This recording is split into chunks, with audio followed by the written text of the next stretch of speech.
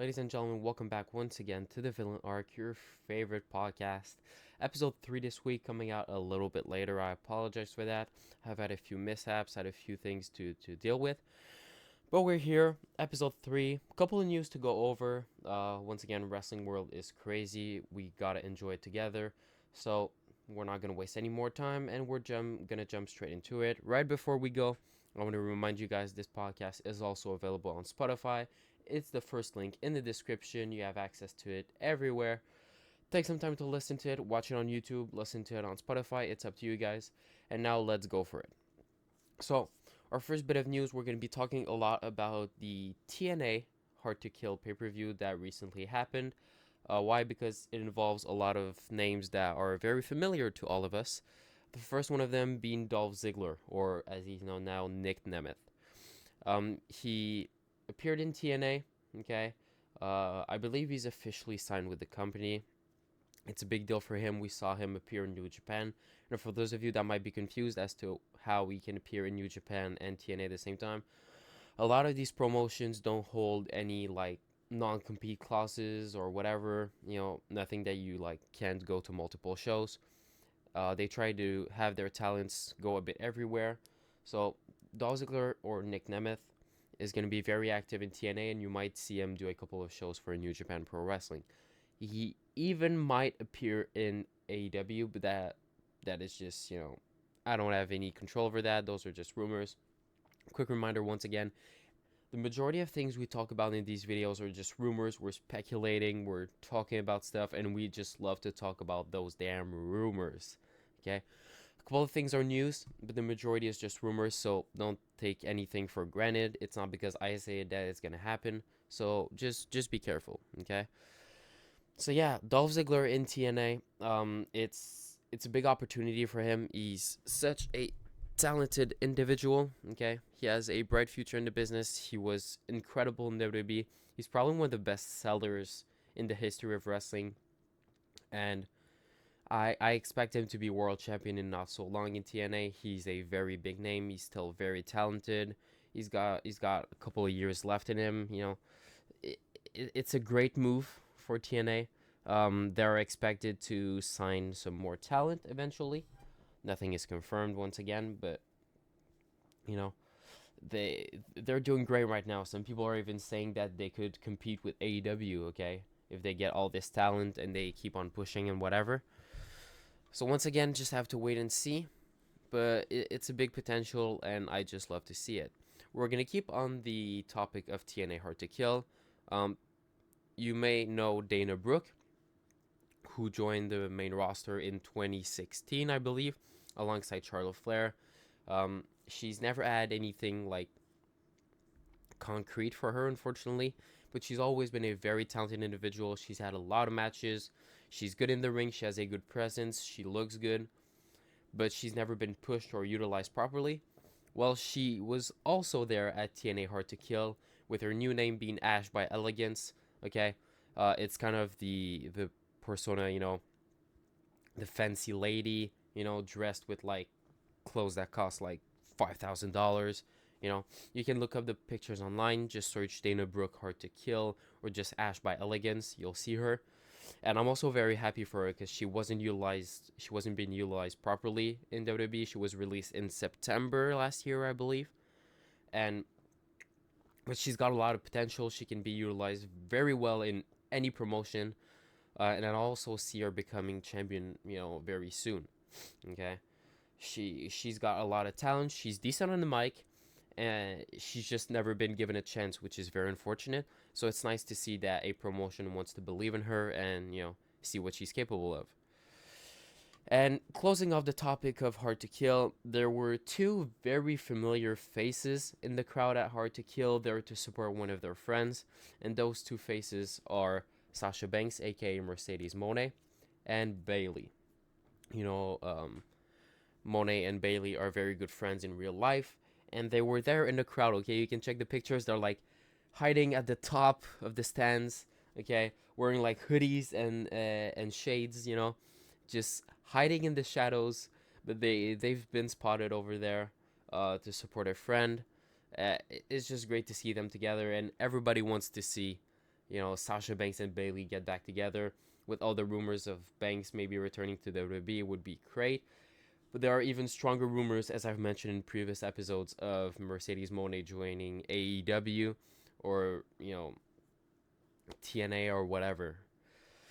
Once again, we'll have to wait and see. But especially in the WWE right now, as much as they're expanding, I think Banks could be an incredible fit. There could be a lot of great matches for her. You know, bring her back with Bailey. Give them the women's tag team championships. They were one of the few tag teams that were actually good with the belts. In my opinion, they were the best women's tag team champions of all time. So, but I'm getting off the topic. But yeah, they have been spotted at the TNA Hard to Kill event, hiding in the shadows. Black hoodie, black shades. A pretty cool picture. Now, one of the big topics at the moment is the Royal Rumble. It's our favorite time of the year because this is just when the rumors start flooding. You see tons of rumors of who could be returning, who will win the Rumble, the special entrance, whatever. It's very nice. Couple of names, okay? First of all, we've been hearing rumors about this guy for a while, the internet just loves to throw around rumors with him, and he enjoys it as well. And this is none other than Maxwell Jacob Freeman, also known as MJF. He recently lost his championship, his AEW championship, and there have been rumors of him, leaving the company after his contract is over. But there have also been rumors that he secretly re-signed a deal with AEW without anyone knowing, really in private. But nothing is confirmed, nothing is official. So now there are rumors that MJF could possibly be in the Royal Rumble, which if he is, it would be crazy. It would be probably the biggest Royal Rumble entrance of all time. The biggest shock. MJF in the WWE, oh my gosh. You have a big opportunity with this guy. You just got to utilize him properly, do your stuff well. But damn, MJF in WWE, just imagine all the feuds, all the matches. This guy's going to carry the company, Another rumored return for the Royal Rumble, or close to the Royal Rumble, is none other than Brock Lesnar. The Beast Incarnate, we all love him so much. You probably hate him, okay? It depends. Some people love him, some people hate him. It's always one or the other. It's never in the middle. People either love Brock or hate Brock. It's how it is. But yeah, Brock Lesnar apparently set to return to the ring very, very soon. Whether it be at the Royal Rumble, entering the Royal Rumble, eliminating 15 people, and then getting eliminated by someone to start a feud for WrestleMania. And that feud, okay, once again, rumors, but also there's a lot of my own wills in it. I want to see Brock Lesnar versus Gunther. And you have an opportunity with this, okay? Have Brock Lesnar enter the Royal Rumble match. He eliminates a lot of people, and eventually he gets eliminated by Gunther. And then at WrestleMania, we can get Brock Lesnar versus Gunther for the Intercontinental Championship, which is crazy. Seeing Brock Lesnar challenge for the IC title, that's just incredible. He's never won the Intercontinental Championship, and it would finally end Gunther's reign with a proper loss. Losing to Brock Lesnar is nothing to be ashamed of, unless your name is Kofi Kingston or Big E, but that's fine, But finally, he can lose the Intercontinental Championship and start building towards a main event push, because Gunther has a lot of talent. He's very promising. He's definitely a future world champion, but he needs to lose the Intercontinental Championship in order to start getting in the main event division, okay? And he's been champion for a while now. It's probably time for him to lose it. You give the Intercontinental Championship to Brock Lesnar for a couple of months. He loses it to anyone. And that's it, But at least we get this match, having the two brutes, okay? Brock Lesnar on one side, Gunther on the other. It's a dream match, and it would slap. So yeah, Brock Lesnar set to return, whether it be at the Royal Rumble or on the Raw before, the Raw after, or SmackDown before, SmackDown after, even though Brock Lesnar is very much of a Raw guy. But yeah, I'm very curious to see what they're going to do with this. Brock Lesnar, they got to utilize him until the day he retires. He's a very big star, very popular, and he makes anyone he fights looks like a main eventer. Same thing for Roman Reigns right now. He fought Logan Paul. Logan Paul was considered a main eventer, He fought Sami Zayn. Sami Zayn, whoop, going to the top, So yeah, you have a lot of opportunities with this. Utilize Brock as much as you can, and if it's done in a way to try to enhance Gunther and bring Gunther to a main event level, then I'm all for it. Next up, unfortunate news as Seth Rollins recently defended his World Heavyweight Championship on this week's episode of Monday Night Raw against Jinder Mahal, and apparently during the match he was injured. Okay, apparently it was during his dive onto the outside. And he apparently injured. I'm not even sure. I think it was his knee, but we don't have a lot of information. But yeah, Seth Rollins apparently injured. A lot of people are very concerned, and he's set to have an MRI soon. And as soon as the results drop, everybody will be aware and will know whether it's just a small injury or something very serious. I really hope it's not something serious that takes a lot of time to recover, takes surgery, whatever, because that means that you just lost your Seth Rollins versus CM Punk main event match at WrestleMania. However, if he is injured, that opens up to a lot of new things, because that means that he's probably gonna relinquish the championship, because you can't have an injured champion at WrestleMania. It doesn't work like this. So he's probably gonna retire. Well, not retire, relinquish the championship, and then we get like a big tournament or a fatal 4-way or a whatever. And there, the possibilities are just endless. You can give the title to so many people, and it could be great. Okay. Obviously, I want Seth Rollins to be all well and keep the championship and come back. But if unfortunately he is very much injured and cannot compete anymore, at least try to make the best out of it. Create a big tournament. Try to push a lot of people. Give opportunities to people that wouldn't necessarily have those opportunities if it wasn't for this situation. So, take this negative situation and try to, turn it into a positive. Yeah, next up, Roman Reigns. Of course, we always got to talk about Roman Reigns, our boy, our guy. Acknowledge him, ladies and gentlemen.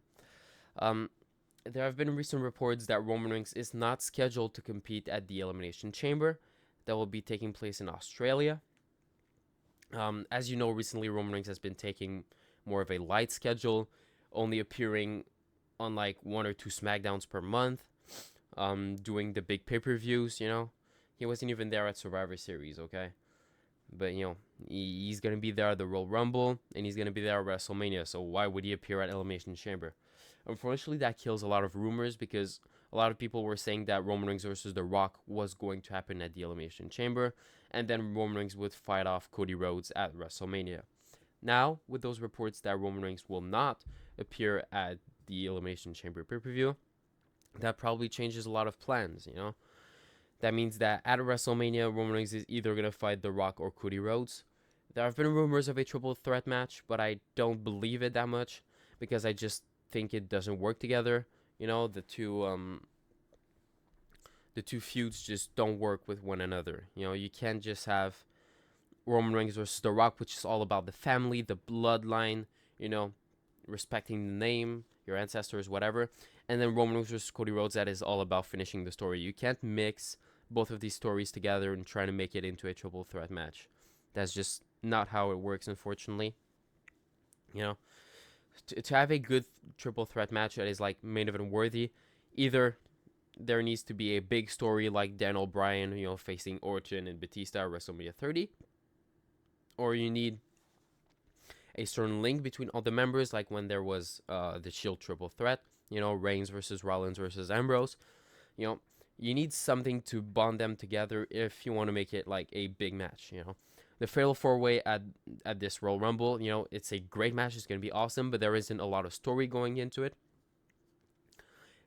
Unfortunately, if it's like a main event match at WrestleMania, you need a bit of a story, something to fit.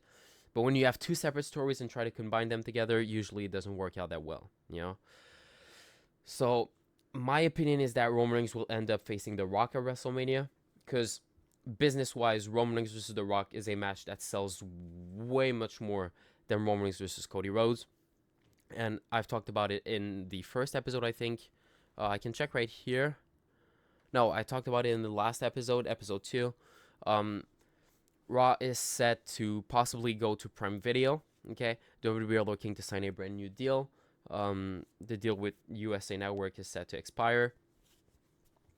But the rumors say that WWE want to keep the championship on Roman Reigns until they sign a new deal, because Roman Reigns is the guy, and he is a big argument to sign with any network, as he sells and makes so much money. It's crazy, you know.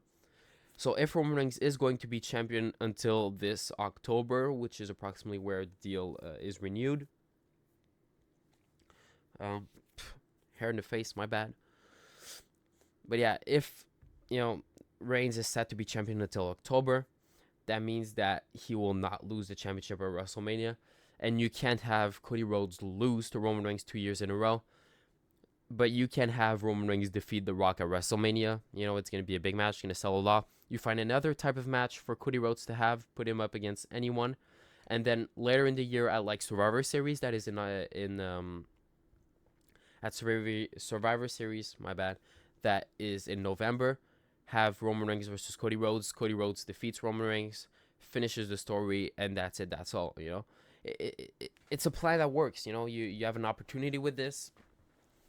And it's probably the best case scenario considering all the different clauses that are being applied to us right now.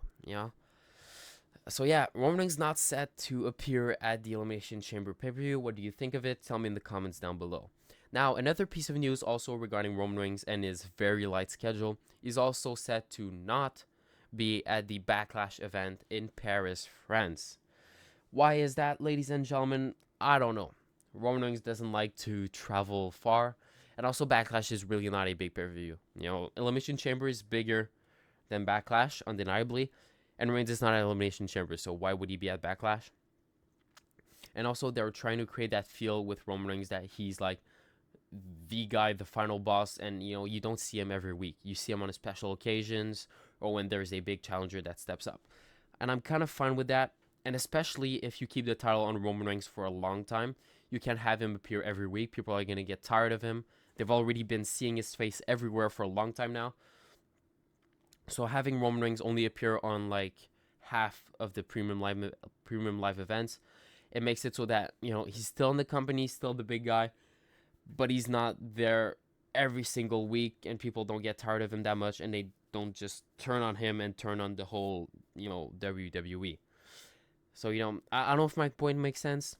That's kind of my thought process going into this, and yeah, so.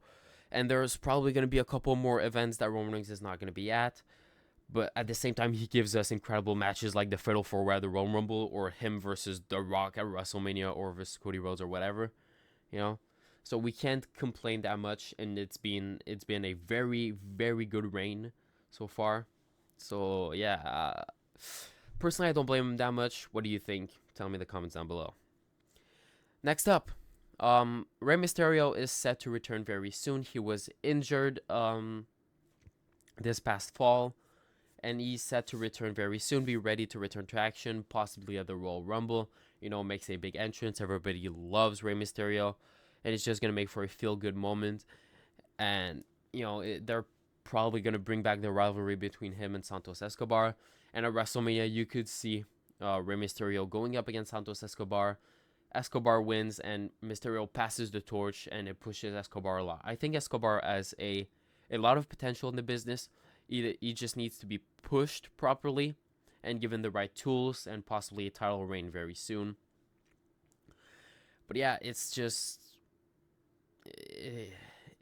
all about what WWE does. Do they use their talent properly? Do they push him well? Who do they put him up against? And the thing is that this WrestleMania card is starting to get big, okay? With all the rumored matches, nothing is confirmed so far, but it's set to be a big one, okay? I'm probably gonna make a whole video dedicated on the WrestleMania card. But like, just realize, okay? Yeah, you're gonna have Roman Reigns defending his championship against whoever, Rollins defending his championship against whoever, Intercontinental Championship match, United States Championship match, both women's championships. You're gonna have the tag team championships, maybe the women's tag team championships. If Cody Rhodes doesn't challenge Reigns, he's gonna have a match for himself. Orton is probably gonna have a match for himself. AJ Styles maybe gonna have a match for himself. Rey Mysterio possibly gonna have a match for himself. Rumors of Jey Uso versus Jimmy Uso for the show. They're possibly gonna set a match between like Bobby Lashley and Karen Cross, or the team of Bobby Lashley versus the team of Karen Cross. I'm gonna talk about them very soon, so stay here, stay tuned. And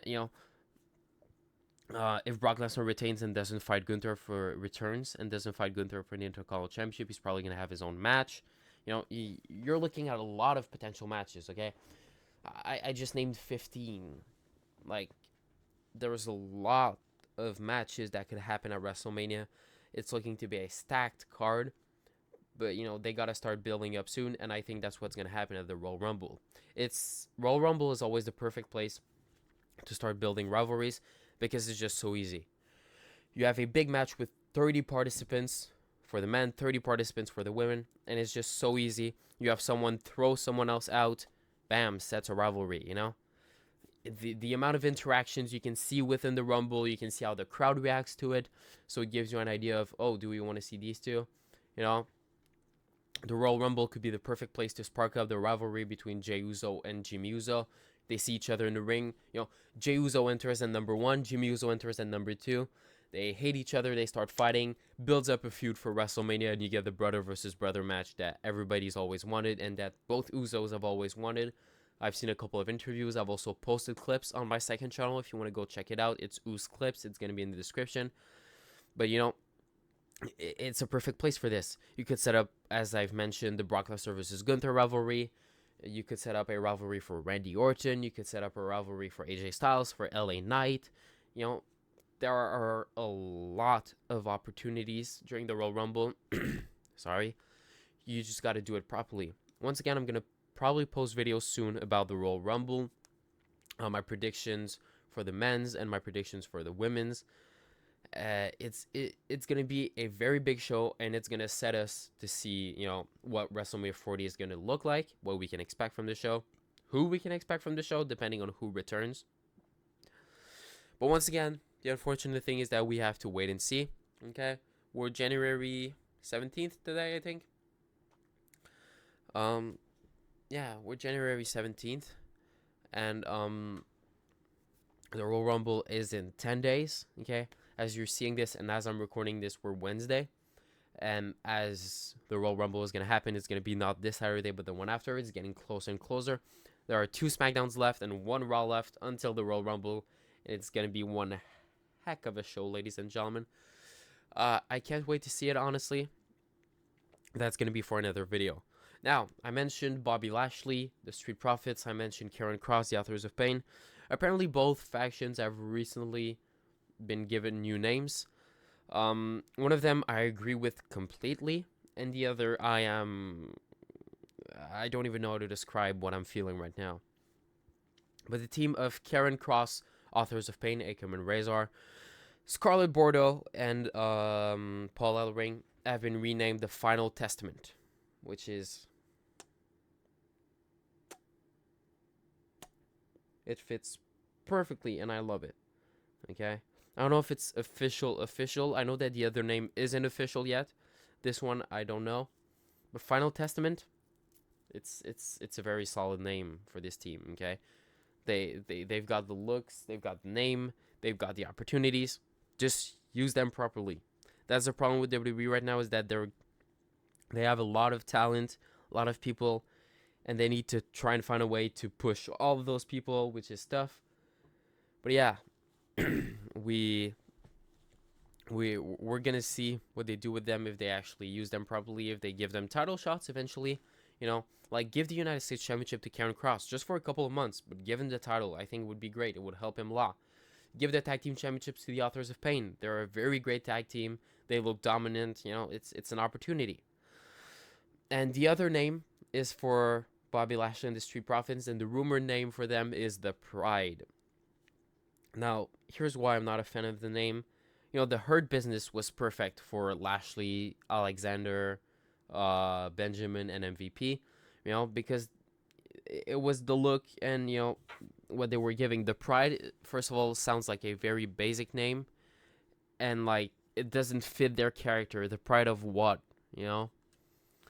I'm just trying to understand.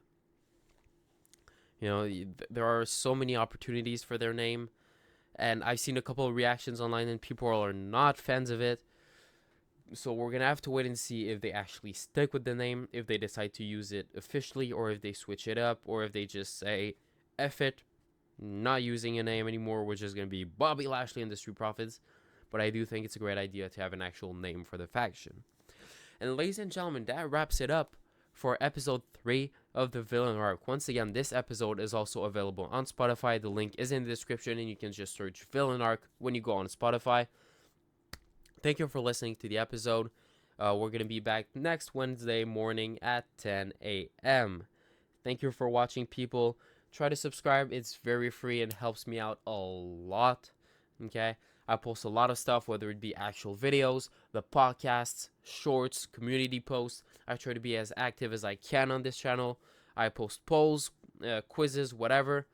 So yeah, just try to subscribe, okay? And if you don't like my content after a week, unsubscribe. It's that easy. But thank you guys for watching. I appreciate all the love and support, and I'll see y'all next week. Bye.